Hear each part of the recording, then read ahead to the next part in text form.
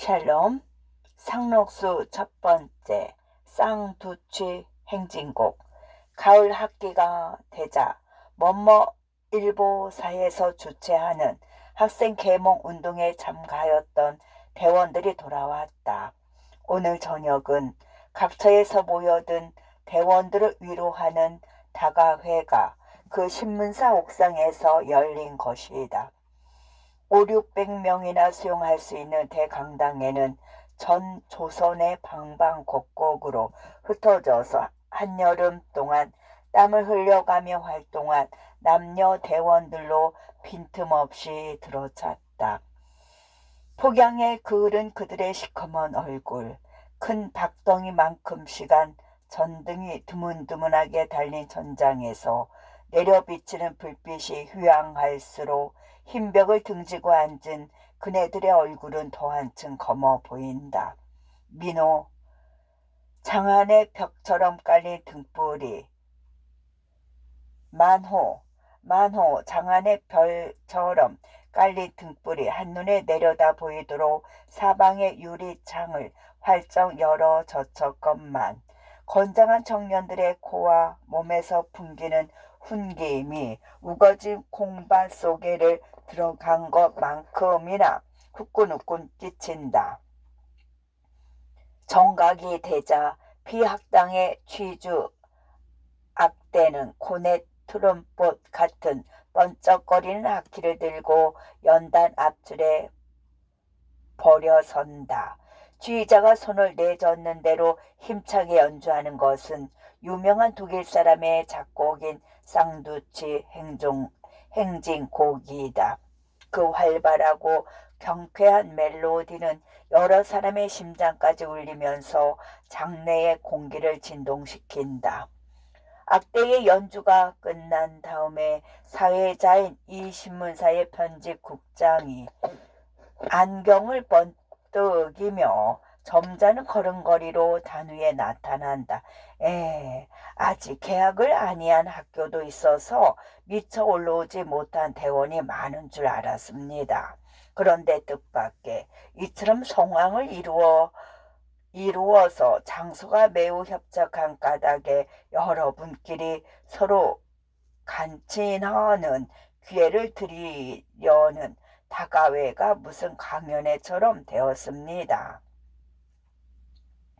하고 일정의 인사를 베푼 뒤에 하고 헛기침을 해서 목소리를 가다듬더니 금년에는 여러 가지로 지장이 많았음에도 불구하고 작년보다도 거의 곱절이나 되는 놀라울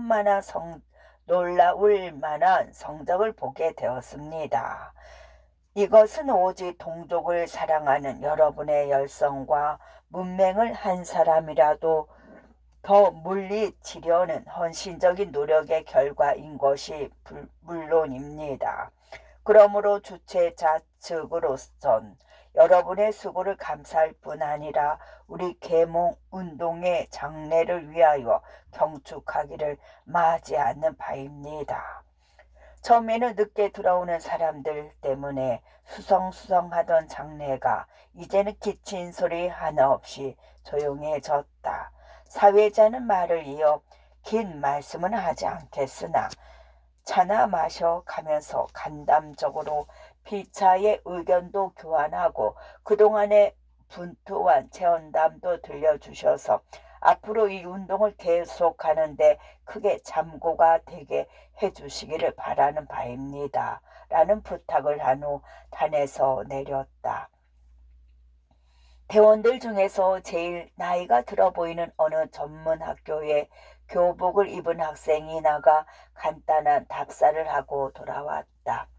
문가 안에서 회장을 정동시키던 이 신문사에 배지를 붙인 사원이 눈짓을 하니까 A 여학교 가사과의 학생들을 굉장한 연회나 차리는 듯이 일제히 에이프론을 두르고 돌아다니며 자기네 손으로 만든 과자와 차를 쭉 돌린다.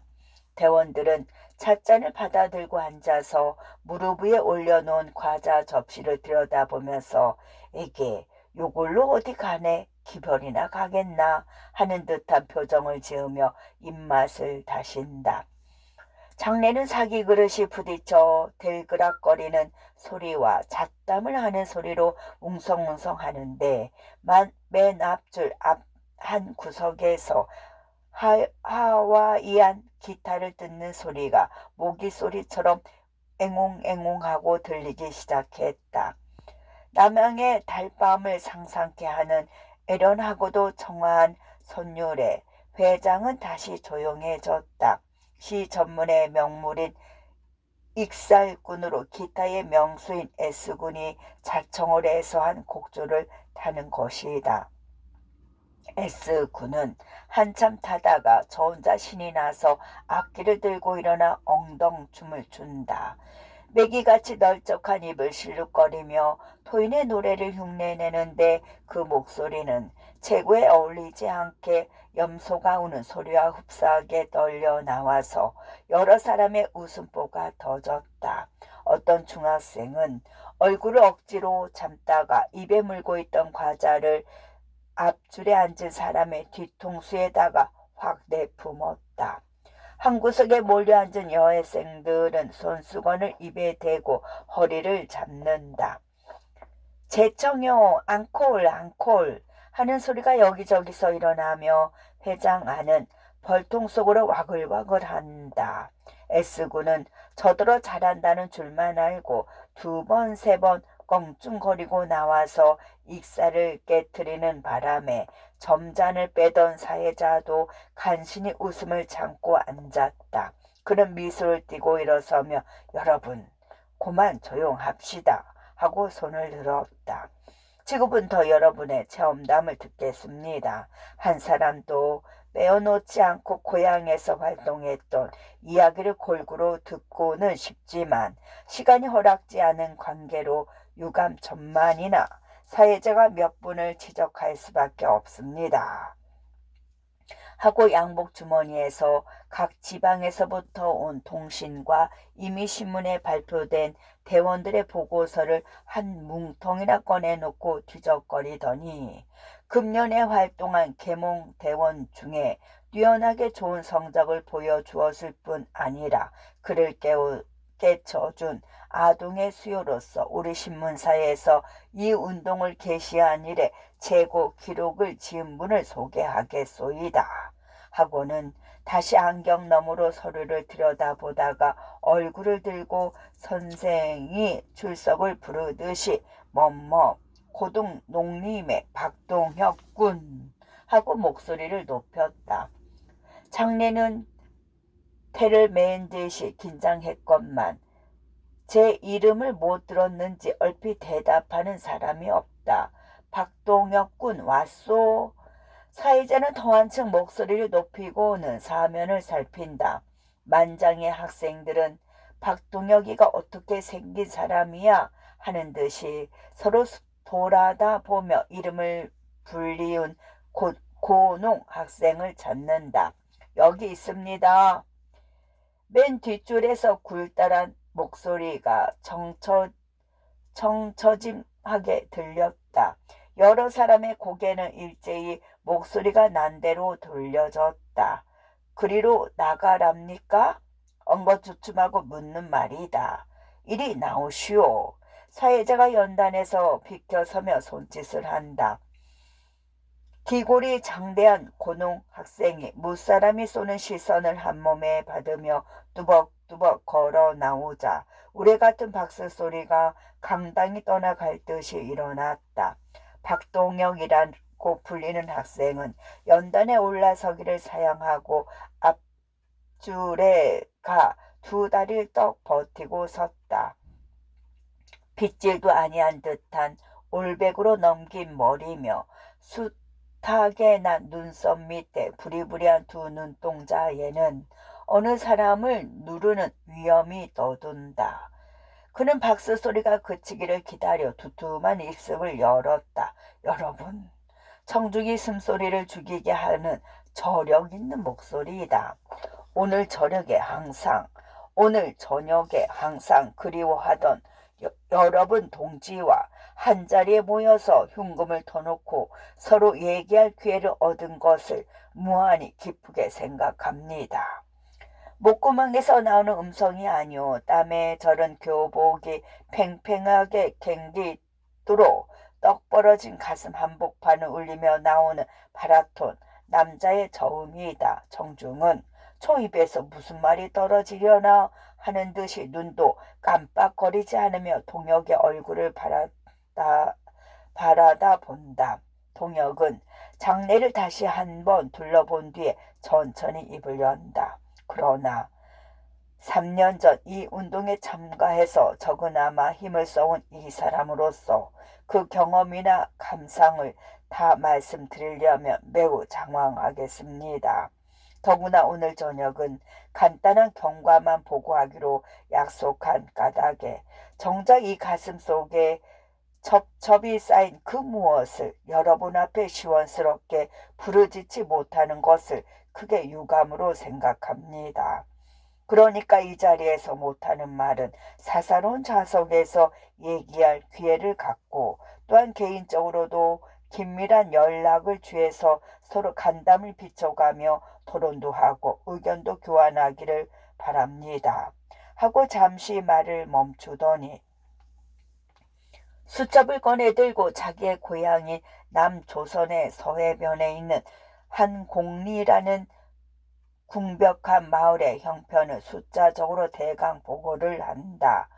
호수가 94호인데 농업이 7할, 업이 2할이요.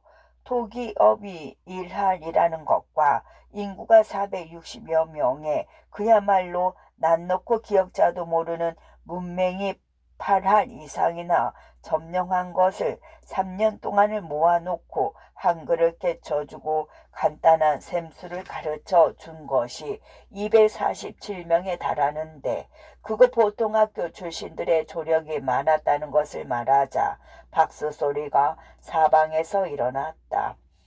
동혁은 천천히 수첩을 집어넣으며 집안 식구와 이야기하는 듯한 말씨로 우리 고향은 워낙 원시 불합과 같은 농어촌이 돼서 무지한 부영들의 이해가 전혀 없는 데다가 관변의 간섭도 여간 까다로운 게 아니었어요. 그런 걸 별짓을 다 해가면서 억지로 시작을 했었지요. 저 때에는 아이들을 잔뜩 모아는 두어도 가르칠 장소가 없어서 큰 은행나무 밑에다 널판 떼게 먹칠을 한 걸 칠판이라고 기대어 놓고 공석이나 가마니를 깔고는 밤 깊도록 이슬을 맞아가면서 가르치기를 시작하였는데 마침 장마 때라 비가 자꾸만 와서 견딜 수가 있어야 하지요. 그래서 할 수 없이 움을 봤어요.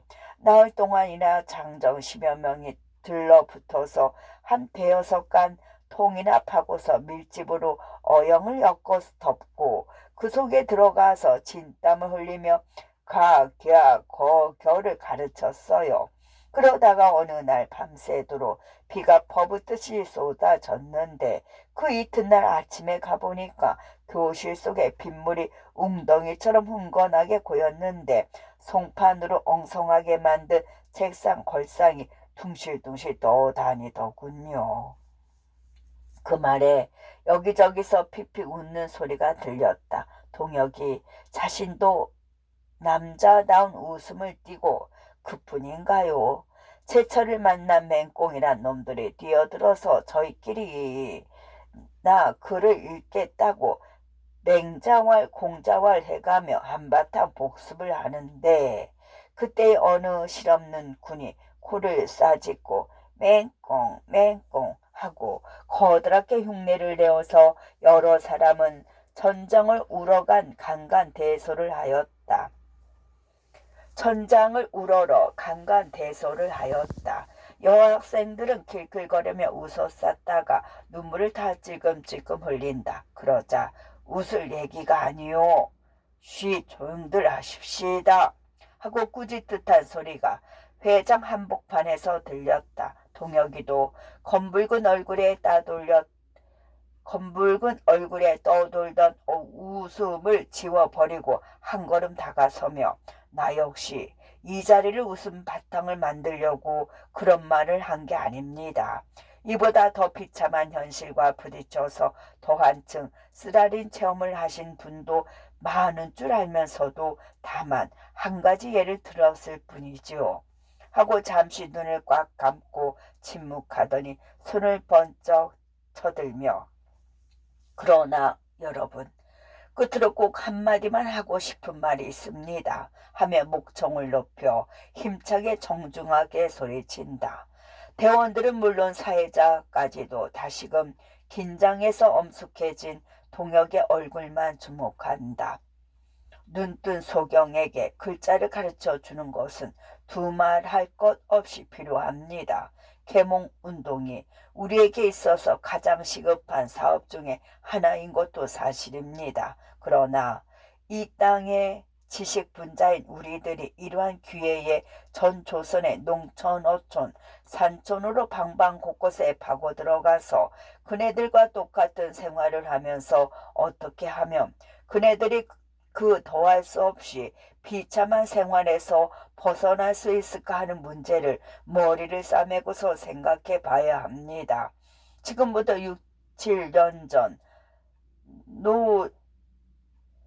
노소아의 청년들이 부르짖던 부나로즈 민족수고로라는 말을 지금 와서야 우리가 입내 내듯 하듯 하는 것은 더할 수 없이 슬프고 부끄러운 일입니다. 그렇지만 우리는 남에게 뒤떨어진 것을 탄식만 할 것이 아니라 높직이 앉아서 민중을 관철하거나 연구의 대상으로 삼으려 한 태도를 단연히 버리고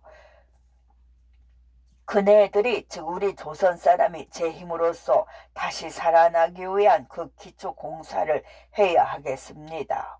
오늘처럼 이 자리에 모인 바로 여러분의 손으로 시작해야겠습니다. 물질로 즉 경제적으로는 일조일석이 부활하기가 어렵겠지만 무엇보다도 먼저 모든 것을 지배하고 온갖 행동의 원동력이 되는 정신, 요새 말로 이대 오르기를 동일하기 위해서 전력을 기울여야 하겠습니다. 하고 말끝마다 힘을 주다가 잠시 무엇을 생각하더니 여러분은 우리를 못살게 구는 적이 고쳐 말씀하면 우리의 원수가 어디 있는 줄 아십니까? 하고 다시 그는 무슨 범인이나 찾는 듯한 눈초리로 청중을 돌아본 뒤에 손가락을 펴 들어 저의 머리통을 가리키며 그 원수가 이 속에 들어 있습니다. 아이고 이제는 죽는구나. 또나 할 것 없이 모조리 굶어 죽을 수밖에 없구나 하는 절망과 탄식. 이것 때문에 우리는 두 눈을 멀거니 뜬 채 피를 뽑히고 있는 것입니다. 그런 질의 짐작즉 선입 감염이 골수에 박혀 있는 까닭에 우리가 피만 식지 않은 송장 노릇을 한다고 해서 과언이 아닙니다. 그야 천치반보가 아닌 밤에야 우리의 현실을 낙관할 수 없겠지요. 덮어놓고 기운을 차려라.